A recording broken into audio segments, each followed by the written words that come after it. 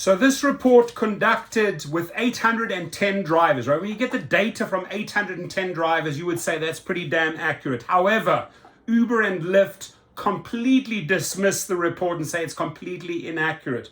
Now, what you got to listen up and face reality, Uber and Lyft, is that they actually took the time to interview 810 different drivers. Now, the cool thing is that the media picked up the story and it just went viral. It's all over the news. And namely, Uber and Lyft drivers in California, and I could put any other state in there, Texas, Florida, New Mexico, Arizona, Nevada, say they've been spontaneously fired by apps, right? It's called a deactivation or a wrongful deactivation. And how it is triggered is simply by one falsehood, by one false report made by a consumer, because they have some economic incentive to maybe get that trip for free. They want a freebie. They will throw you under the bus. Boom! And then you are defending. Now, there is nothing out there. Well, there actually is. But there's nothing out there. There's no safety net that or people that you can go to and that take on Uber and Lyft and say, hang on, this is wrong, right?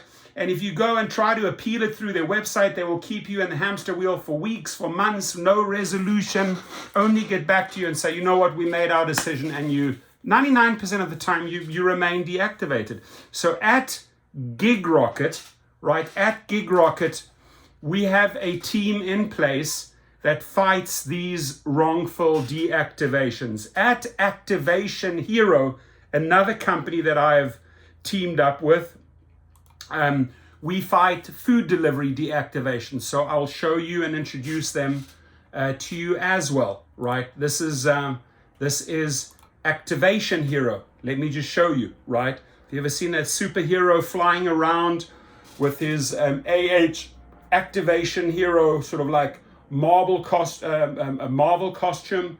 Well, that's the guy that I am fighting with, right? But let me before that loads, let me just jump over here to this article, ladies and gentlemen. And rideshare drivers surveyed primarily people of color who've been let go without much explanation say they face a complicated appeals process with little recourse to preserve their livelihoods, right?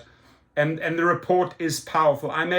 As it came out at 9 a.m. on that Tuesday, I immediately made a 2-hour live feed, and then I sent that link to a lot of media outlets and said, run with the story, right? So in a way, I hit up a lot of media contacts that I have and said, run with the story, right? Because we got to put the pressure on them and basically let them know there has to be some sort of review panel in place to look at each and every single wrongful deactivation, because you can't just make some bullshit story that the driver was smelling like marijuana, or he acted intoxicated, or he tried to sexually harass me, or he said the N-word, and then you're off the platform and then there's no review team in place. Both sides, ladies and gentlemen, have to be heard.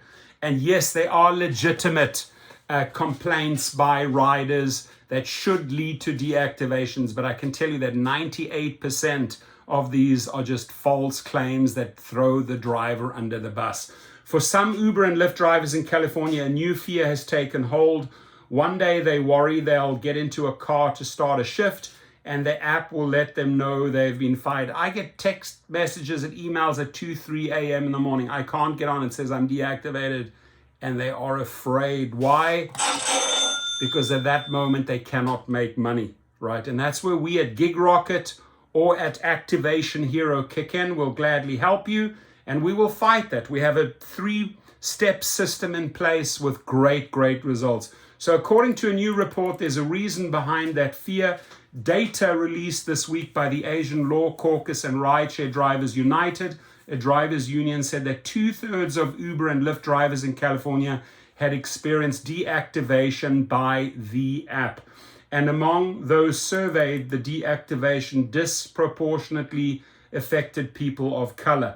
30% of drivers said they were given no explanation as to why they were let go. 42% said the app cited customer complaints, right?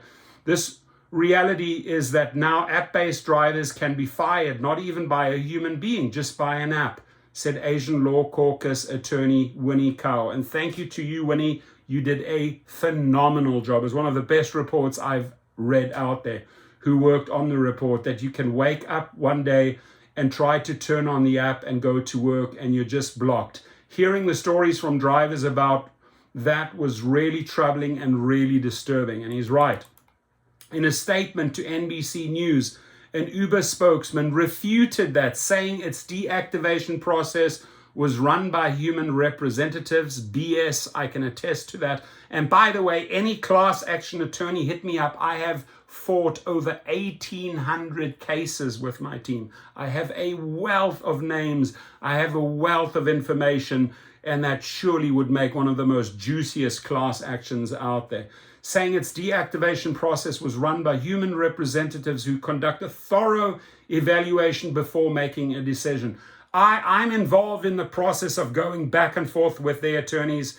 They have no thorough evaluation. They have a cut and paste bullshit reply letter. You know, you attorneys at Uber know that. It's the same bullshit letter you send out. I can show it from person to person to person. Lyft, shame on you, shame on your paralegals. You send out the same bullshit letter, right? In fact, proof's in the pudding, right? Proof's in the pudding.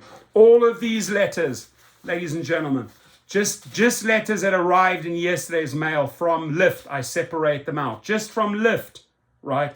Every single one is the same cut. I can open this thing up. Every single one of them. It's the same cut and bullshit response letter. So do they care? No, they don't. So we have to make them care, right? And that sometimes means even going and following through with the small claims and hitting them for $10,000 or $20,000, right? You got to whip these guys. Relentless. Whip, whip, whip. So we know that drivers rely on Uber to earn. So the decision to deactivate a driver's account is one that we do not take lightly, the spokesman said. Unless there is a serious emergency or safety threat, we provide multiple warnings. You do not provide multiple warnings, right? It's usually boom and you're off the platform. Don't come with this nonsense that you provide multiple warnings. That is not true. To drivers before permanently deactivating their account. We also provide drivers with the option to appeal eligible deactivations, including by submitting additional photo or video evidence. Also not true. They don't look at the dash cam footage. They don't look at the photos. And you have it, but you actually have to package it up and present it to the attorneys, not to their nonsense review team. And you guys at Uber and Lyft and DoorDash and Grubber, you call yourself a review team.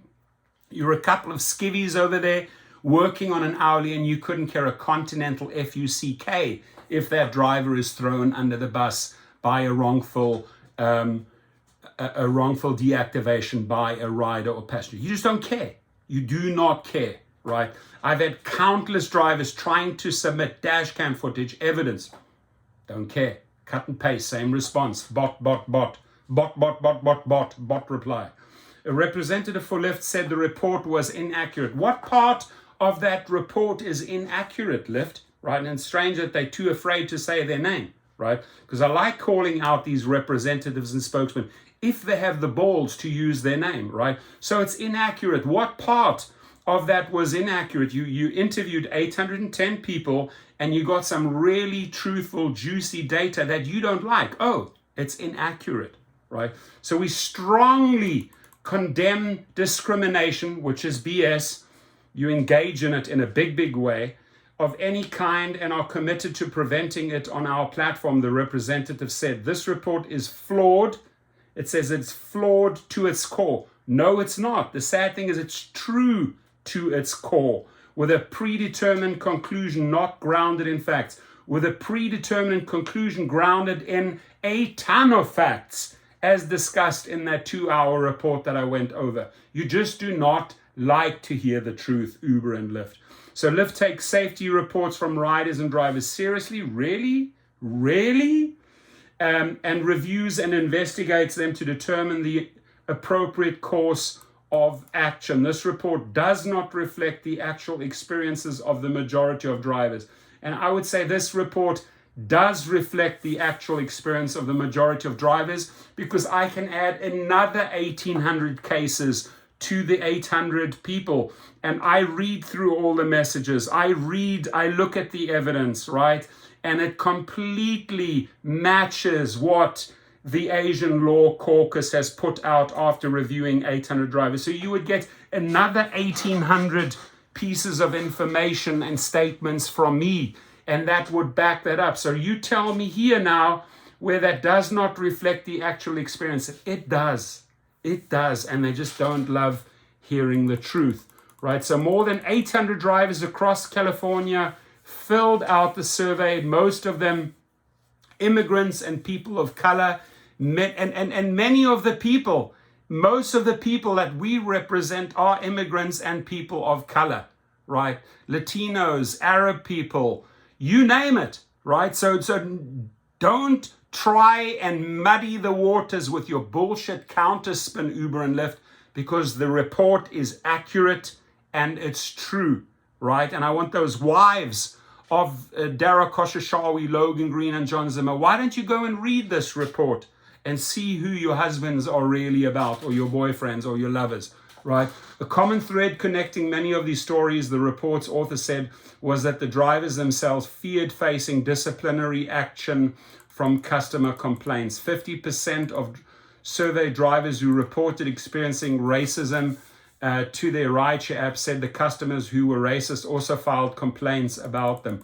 According to the survey, drivers of color were deactivated significantly more than other white drivers. Nearly 70% of drivers of color experienced either a temporary or permanent deactivation, compared with 57% of white drivers. And to back that up, I could take 200 cases, 200 names, one by one, right?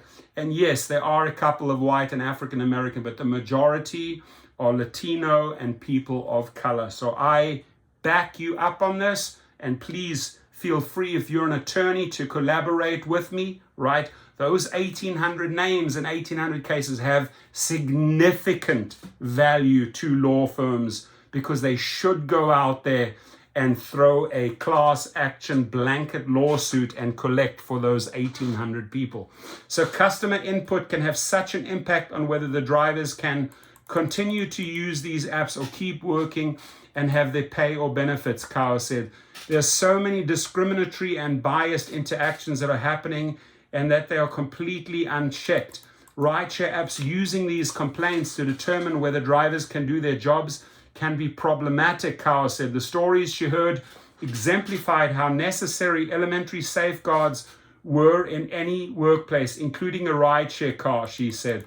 Drivers should have all the basic labor protections that are afforded to workers who are classified as employees, she said.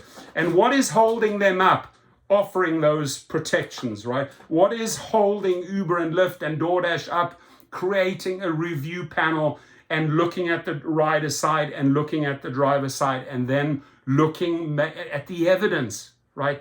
Dash cam footage doesn't lie. The audio recording doesn't lie, right? Look at that so drivers can get back behind the wheel within hours. Don't let them spin there for weeks, for months, and then you get back to them and they've already lost $5,000, $6,000, $7,000, and then you get back to them, oh, cut and paste robot, we stand by our decision. Cut and paste robot, we stand by our decision. Cut and paste robot, we stand by our decision. It's bullshit. A vast majority of respondents who were deactivated said it took a huge toll on their lives. 86% said they experienced hardship as a direct result. 18% lost their cars. 12% lost their homes. The wives of these CEOs and other directors and executives at Uber and Lyft, do you care about this? Do you care about these individuals losing their houses and their homes and destroying their families? Your husbands, your wives in the executive level are doing this, right? You own that. You married to these fools, right? It's just sad. It saddens me that people are so stupid that all they do is, oh, dear investor, I will do whatever you want to do. All day long. Fucking sucks. You guys suck. These are not isolated incidences, Kao. These experiences are widespread. It's a systematic problem. Now, again, at that activation hero, if it finally decides to actually load, we handle mainly these airport deactivations, right? That's the one big thing, airport deactivations. And we also handle a lot of the food delivery platform deactivations. But if you are with Uber and Lyft, I probably fight 30 to 40 cases per day, right? I help the paralegals and the attorneys package this up. I try to mediate with these people. I try to reason with these attorneys, right? And very often, when they don't want to listen and they think they're going to insult me or the driver with a cut and paste, I got to whip them. I got to just whip them a little bit harder, because when I whip them, it costs them money. I whip them, it costs them money, right? And another filing and another small claims. So we get the drivers prepared. If need be, if they will not cooperate, we will file and collect, right? So hit me up at GigRocket. Super excited to fight for you. And share the video. We have to educate people. We have to educate other companies. We have to educate the public. We have to even try and reach the investors and see what these fools are doing at these gig companies up at their ivory tower in San Francisco and on Market Street and Berry Street. We got to expose these fools and show the investors what you're doing there is not working. You are actually losing good drivers. You are losing 4.985 star drivers just because of a false marijuana report, just because someone said something, right? And you do not check it, you don't look at the footage, you don't listen to the audio, you don't check the dash cam, you have no intention to save that driver's life. And I will end with this: executives, investors, shame on you.